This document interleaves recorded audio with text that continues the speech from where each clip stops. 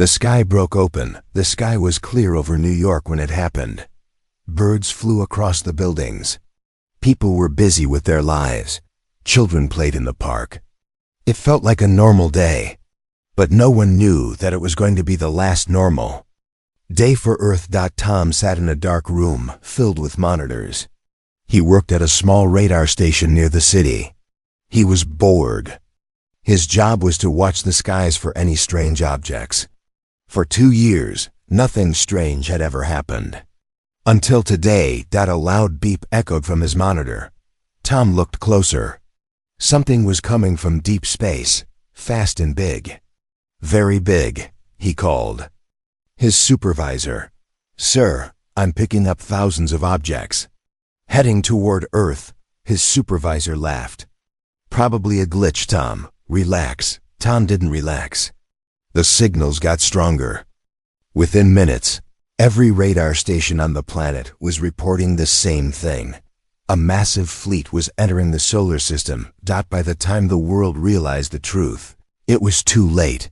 The sky broke open at noon. One by one, massive black ships appeared above Earth's major cities. London, Tokyo, Delhi, Cairo, Sydney, Moscow, all covered by giant alien ships. The world stared at the sky, confused and afraid. They called themselves the Varn. A message was broadcast on every device, phones, radios, TVs. The voice was deep, cold, and in perfect English. "This planet now belongs to the Varn Dominion. Surrender. Resistance is death." People panicked. Some prayed. Some ran. Some just stood frozen. Within minutes, the bombing began. Tom's station was destroyed in the first wave. He survived only because he had driven out to fix a tower a few miles away. He watched from the hilltop as a giant fireball swallowed the city. His hands trembled. His heart raced. He had no one to call. No one answered. For a while he just stood there, silent, shocked. Then a voice came from behind. "You're lucky to be alive," the woman said. She wore dusty clothes and carried a heavy backpack. "I'm Tom," he said, still shaken. "I'm Mira," she replied. "We need to move." Now Mira had been a soldier once. She saw war before, but this was not war. This was slaughter. They walked for miles through broken towns and roads covered in ash. Dead machines, burnt cars, shattered windows. It looked like the end of the world. Along the way, they found a third survivor, a man named David. He was an engineer. He used to work on drones and small machines. Now he carried tools in a plastic bag and walked barefoot. Together, they moved south, hearing only silence and distant explosions. "Where are we going?" Tom asked. "There's a group," Mira said. "Old military base. Some are still fighting." Tom frowned. "Against that?" He pointed to the sky, where the shadow of a massive Varn ship floated above the clouds. "Yes," she said firmly. "We either fight or we die." They reached the old base after 3 days of hiding and running. It was hidden deep in the forest, covered by camouflage nets and guarded by tired, dirty people with guns and homemade bombs. A man with gray hair greeted them. His name was Grant. Once a general, now just a leader of survivors. "You're not soldiers," he said, looking at Tom and David. "No," Tom replied. "But we're alive." "That's enough for now," Grant said. Inside the base, they found others, people from all over. Men, women, teenagers, even a few children. Doctors, farmers, hackers, mechanics. No one had uniforms.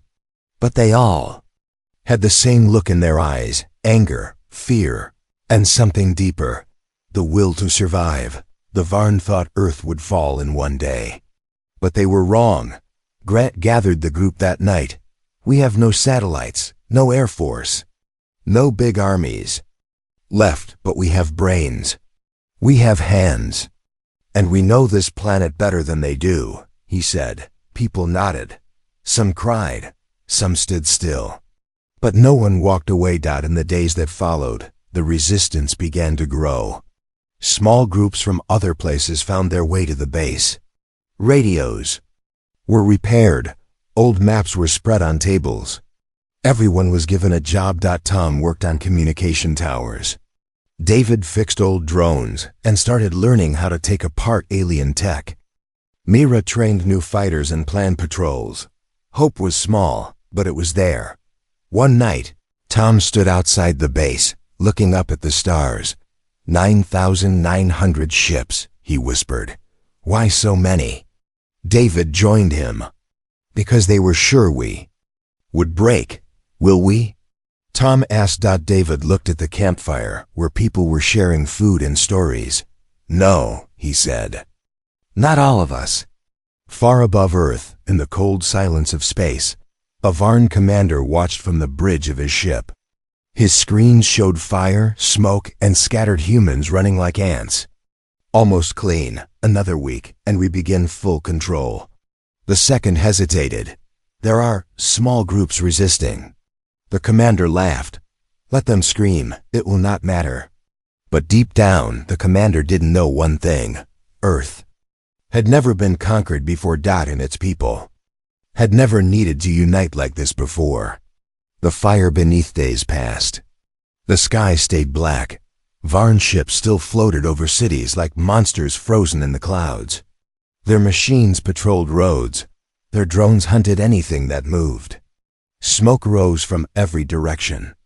Earth was no longer peaceful. It had become a battlefield.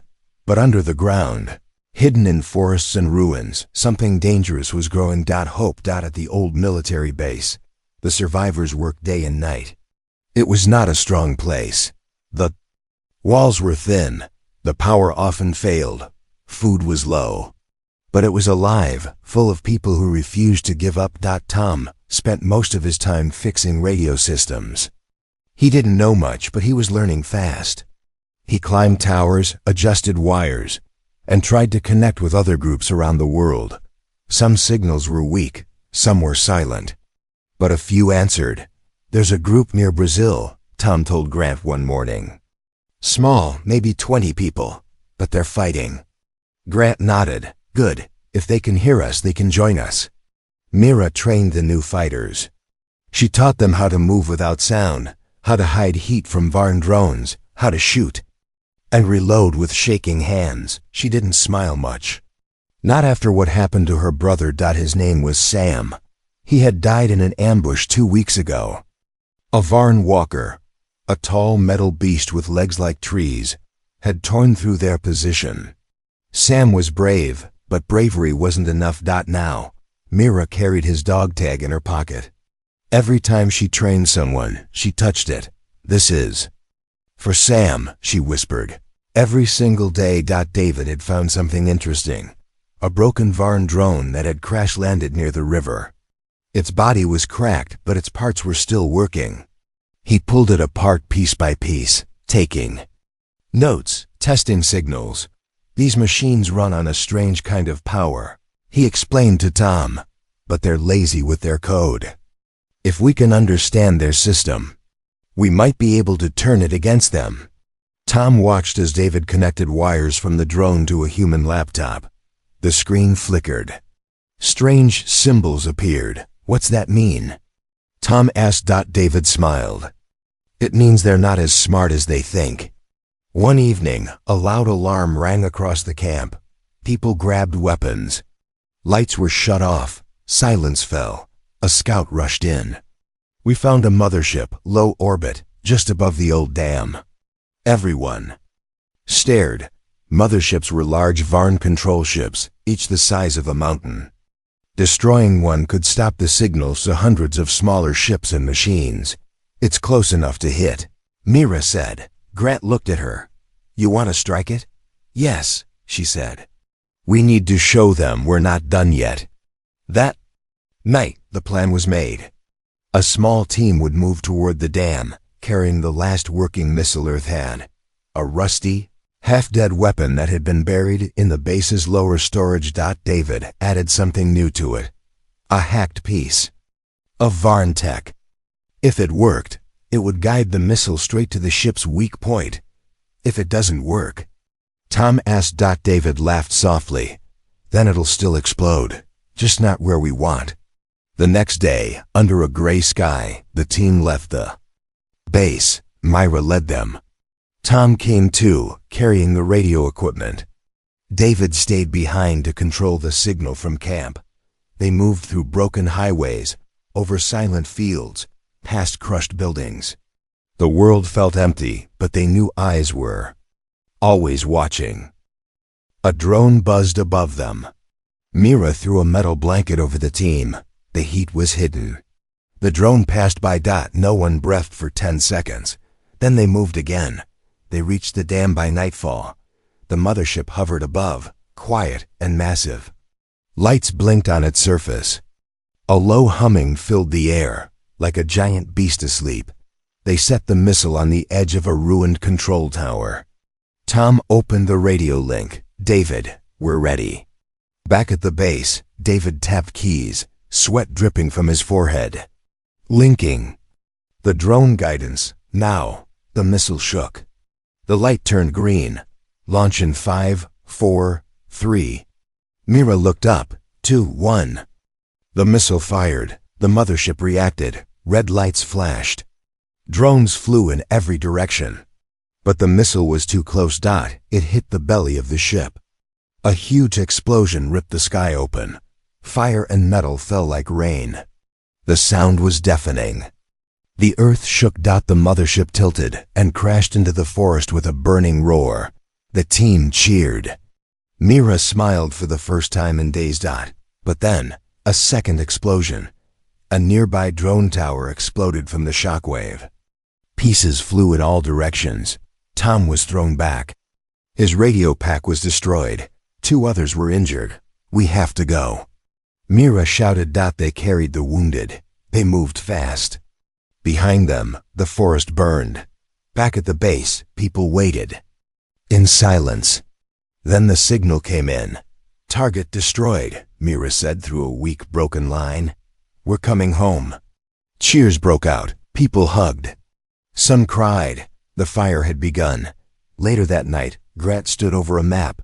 We've started. Something, he said to David. Now we can't stop. David nodded.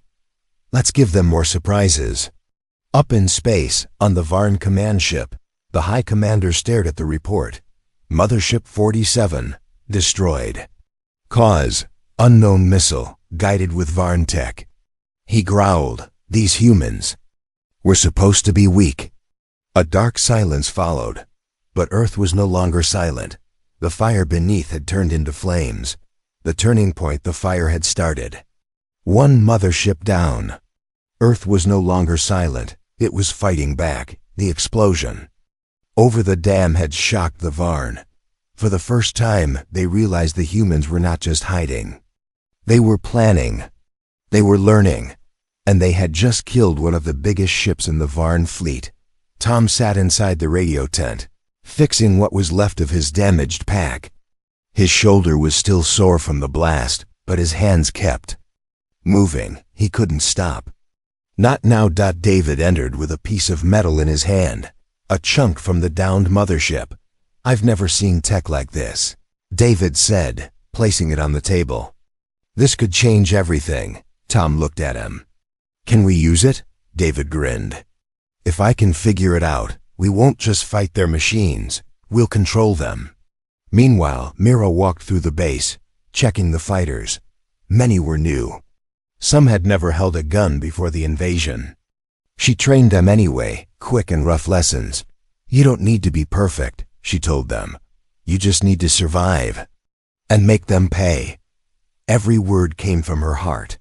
She still touched her brother's dog tag before every patrol. News of the fallen mothership spread fast. Other resistance groups, hiding in Africa, Europe, South America, even under the ice in Antarctica, picked up the signal. They heard the message sent by Grant. They are not gods. They can fall. Fight with us. We are not finished. The message repeated every hour. More groups answered. More voices joined. One from Japan. We took down a scout ship with homemade missiles. One from Canada. We captured a walker. learning to drive it. One from South Africa. We're in. Give us a target. Earth was waking up. David worked nonstop on the alien tech. With help from a young hacker named Leo, he discovered something strange. The Varn ships, David explained, aren't controlled like ours. They share one brain, a central AI core. Every ship, drone, and walker is connected to it. Tom's eyes widened. If we break the brain, David nodded, we break the army. Grant joined them in the lab. Where's this brain? He asked. David pointed at a map. In orbit, above Antarctica. That's where the command ship is, if we can reach it. Grant finished the sentence for him. We can end the war. But there was a problem. The Varn had started to change their tactics. More drones were being dropped. Patrols doubled. The skies were full of hunter ships. Cities were being searched building by building. The enemy was getting nervous and dangerous. One day, the base received an emergency call. A resistance group in London had been found. Most were dead. One survivor was sending a message while hiding in a sewer. Please, don't let this be for nothing, the voice said. Then silence. Tom sat frozen. His hands curled into fists. They were listening to us, Mira said. We inspired them, and now they're gone. David spoke softly. Then we better finish what they started. That night, Mira led a team into the ruins of a nearby city. Their goal, to capture a signal relay tower the Varn used for drone control. It was risky. The tower was guarded. But they needed its parts to build a virus, a digital weapon David was creating to infect the Varn's core AI. The mission was hard. 2 fighters were lost, but the tower was taken. They brought back enough tech for David to begin the next phase. He named it Whisper. It will slide into their network without sound, he explained. And when it reaches the brain, it'll scream. While David built Whisper, Grant prepared the final plan. We'll send a team into orbit, he said. One of the alien shuttles from the crash site is still repairable. If we can get it working. Tom interrupted. We're going into space, Grant nodded.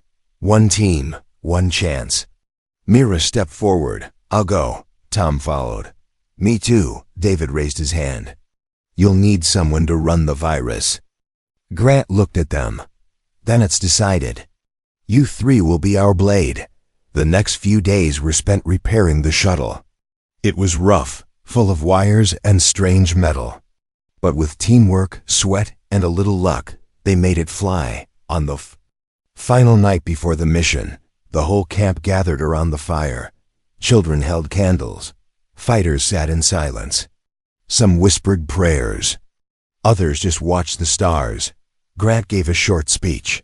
We were not ready. We were not united, but we are still here. And now we have a chance. Let's make it count. Mira stood by herself, holding her brother's dog tag. I'll finish this, Sam, she whispered. You didn't die for nothing. Tom packed his tools. He wrote a short note and left it in his tent. If I don't come back, tell my mother I tried. David stayed in the lab until the last second, running tests, checking signals. His face was pale but focused. Whisper is ready, he said. Now we fly. As the shuttle rose into the sky, everyone on the ground watched. The stars above were still full of enemies. But for the first time, humanity was heading straight toward them. The final assault, the alien shuttle flew higher and higher, its metal body shaking with pressure. Inside, Mira, Tom, and David sat in silence. Through the small window, Earth grew smaller. The stars grew brighter. For the first time, humans were flying a Varn ship, heading toward the very heart of the enemy. Tom gripped the side rail tightly. Still can't believe we're doing this. Mira checked her weapon. Believe it. We're not turning back. David was busy connecting wires to his laptop. The virus is ready. Once we reach the main ship, I'll upload it into their core system. Tom looked at him. And if something goes wrong? David gave a tired smile. Then we die in space. But the virus will still do its job. Meanwhile, back on Earth, the resistance base was quiet. Everyone was listening to the soft beeping of the shuttle signal. It was the only link they had to the team. Grant stood in front of a giant screen, watching the dots slowly move toward the large red circle, the Varn command ship. That ship controlled the entire fleet. Every drone, every walker, every warship, all connected to that floating fortress. "Come on," Grant whispered. "Get in, just get in." The Varn command ship was huge, like a floating city of metal. It hovered in orbit above Antarctica, surrounded by other warships. Lights moved across its surface. It was protected by shield fields, automatic cannons, and drone patrols. But the stolen Varn shuttle passed through quietly. The enemy's own security system didn't recognize it as a threat. "They don't know we're human," David said, amazed. "We're inside their system." Tom checked the radar. "We're approaching the docking bay." As they got closer, Mira prepared their suits and weapons. "We get in, upload the virus, then get out." Fast, the ship entered the bay with a soft thud. The doors closed behind them. "No alarms. No guards. Let's move," Mira said. Inside the ship, the air was cold and dry. The halls were made of black steel and strange glowing walls. It was quiet, too quiet. They moved quickly, following David's map. He had studied the crashed Varn computers and had guessed where the core room would be. If he was wrong, they would be trapped. Suddenly, Tom stopped. "Wait, I hear something." A soft clicking echoed through the hall. 3 spider-like Varn drones appeared, scanning the area. Mira whispered, "We can't let them raise alarm." She raised her weapon. One shot, one drone down. Tom took out the second. David ducked as Mira crushed the third with a single strike. "All clear," Tom said, breathing hard. "Keep moving," Mira said. "We're close." They reached the core room. The door was tall, sealed, and covered in strange alien symbols. David pulled out a small device. "This will fake a Varn access code." He pressed a button. The door opened with a soft hiss. Inside was a massive chamber filled with light and cables. In the center stood the core, a glowing blue orb connected to every part of the ship. "This is it," David whispered. "The brain." He ran to the control panel and connected his laptop. Tom and Mira stood guard, watching the door. David typed quickly, lines of code running across his screen. "Uploading now, 20%, 35%, ... Suddenly, red lights flashed. An alarm sounded. "They know we're here," Mira shouted. Tom aimed at the door. "Drones incoming!" The hallway outside filled with metal footsteps. Dozens of drones were rushing toward the core room. Mira and Tom fired nonstop. Sparks flew. Metal shattered. But there were too many. David kept typing. "Uploading. 7-8%. ... Almost there." Blast knocked Tom off his feet. He screamed in pain. His leg was hit. Mira pulled him behind cover. "I'm okay," he gasped. "Keep fighting," David shouted. 98%. "Almost done." One drone got through and jumped toward David. Mira shot it mid-air. "Done," David yelled. "It's in." The virus was uploaded. The blue core flickered, then turned red. Far above Earth, all across space, the Varn machines began to shake. Drones crashed mid-air. Warships lost control. Walkers stopped moving. At the resistance base, Grant watched in shock. "Sir," Leo called out. "The ships. They're shutting down." Grant stared at the screen. "It's working." Cheers broke out. People hugged, cried, and screamed with joy. "We did it," someone shouted. "They're falling." But on the Varn command ship, things were getting worse. "The core is overheating," David shouted. "The virus is too strong. It's breaking everything." Tom tried to stand. We need to get out of here. Mira looked at the burning control room. There's no time. David made a decision. He grabbed the control device and threw it to Tom. You two go. I'll stay and keep the virus stable. No, Tom shouted. You'll die, David smiled. Someone has to keep it running long enough to kill the whole fleet. It's the only way. Mira grabbed Tom. He's right. We have to go. Tom stared at David for a moment. Then nodded. Double quotes, thank you, he said. David nodded back. Make it count. Mira and Tom ran back to the shuttle. Explosions rocked the halls. Fire burst from the walls. The ship was dying. They reached the shuttle just in time. Mira launched it. The engines screamed as they blasted away from the command ship. Behind them, the Varn fortress exploded in silence, a massive ball of fire and light. Back on Earth, people looked to the sky and saw it. The biggest ship of the enemy, gone. One by one, the rest followed. Warships crashed into oceans. Drones fell like rain. The sky became clear for the first time in months. The war was ending. In the shuttle, Mira held Tom's hand. He did it, Tom whispered. Mira looked out at the stars. Yes, he did. The few who endured the skies were quiet. For the first time in many months, the stars shone without fear. No more shadows of enemy ships, no more death raining from above. The war was over. The Varn fleet had fallen. Their machines crashed across the planet. The noise of war had ended, but silence brought a new question. What now? The shuttle returned to Earth 2 days later. It landed in the open field near the resistance base, guided by weak signals and hope. The people ran out as soon as it touched the ground. When the doors opened, Mira stepped out, tired, dirty, and quiet. Tom followed, limping, helped by 2 others. They had made it back alive. Grant walked forward. His voice was heavy with emotion. Where's David? Tom lowered his head. Mira answered softly. He stayed to finish the job. Everyone fell. Silent, some placed hands on their hearts. Others looked up at the sky. No one said a word, but they all knew. David's name would never be forgotten. Weeks passed. The world slowly began to move again. Survivors came out of hiding. Fires were put out. Roads were cleared. People gathered in broken towns, setting up camps, cooking food over open flames, telling stories. There were no governments, no leaders. But there was unity, and that was enough. Mira took charge of helping rebuild. She traveled between cities, helping form what people began to call the New World Council. Not made of politicians, but fighters, builders, teachers, and farmers.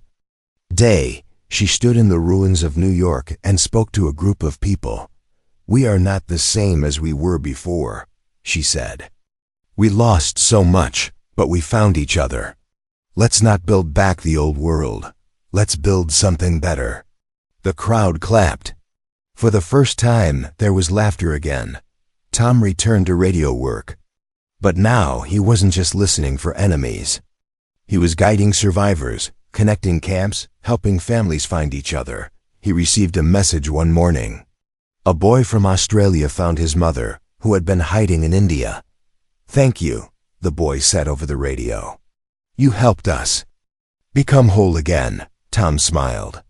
That one message meant more than anything. In the center of what was once a city, a statue was built. It showed a man holding a wire in one hand and a spark in the other, his eyes looking up at the stars. Small metal plate at the base said, David. He gave them fire. People placed flowers there every day. But the world still held danger. Some Varn drones had not crashed. A few warships escaped before the virus reached them. Grant warned the new council. We won this war, he said. But we must never forget. The stars are wide. And not all who live out there are peaceful. So they prepared. Old tech was rebuilt. New systems were made from the alien scraps. Weapons, shields, and scanners were placed across the skies. People of Earth were no longer just humans. They had become survivors of the galaxy. One day, a child stood next to Mira during a rebuilding event. He pointed to the broken parts of an old Varnwalker. "Will they come back?" he asked. Mira looked down at him. "Maybe." "Are we ready now?" the child asked. She smiled. "Now we will always be ready." As more years passed, the world began to bloom again. Cities rose from ashes. Forests returned. Families grew. Stories of the war were told in schools, in books, around campfires.